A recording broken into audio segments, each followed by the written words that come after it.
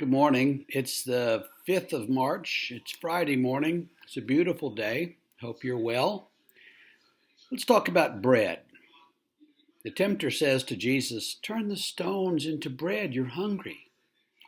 And Jesus says, "One shall not live by bread alone."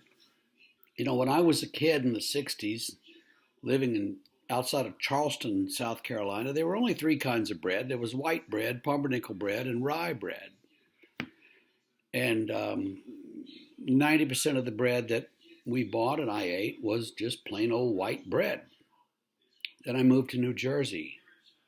Oh my goodness, there's bread everywhere. There's all kinds of bread: Italian bread, French bread, bread you never heard of. It's a bread feast in New Jersey. And so I had to get used to all these different kinds of bread. Back in the French Revolution, there was a famous story that they came to Marie Antoinette, the queen, and they said, "The peasants have no bread." And she says, "Well, let them eat cake." And that is put out there as an indication of the indifference of the royals to the situation of the peasants. But what they meant was the peasants have no food. And so let them eat cake does kind of come across as rude. I think what she was trying to say was, well, if they're out of bread flour, just make some cake and they'll get by.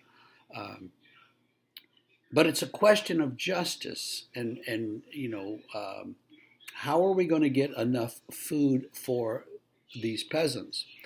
In our country, how are we going to get enough food for everyone to have satisfactory amount and the right mix of calories and vitamins, healthy meals?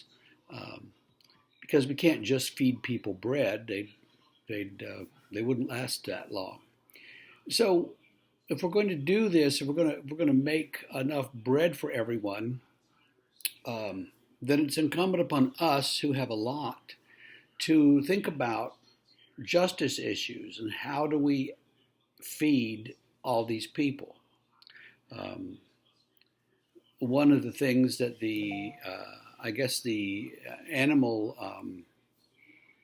the vegetarian people have said for years is that it takes so much grain to feed a cow to make hamburgers that you could make a lot more bread, feed a lot more people than you can just feeding the hamburger industry. I don't know, but justice issues are important. And so Jesus says, "One shall not live by bread alone, but by every word that comes from the mouth of God." What words come from God's mouth? Let justice roll down like water. Think of a flash flood where the water just comes pouring down, sweeping away everything in its path.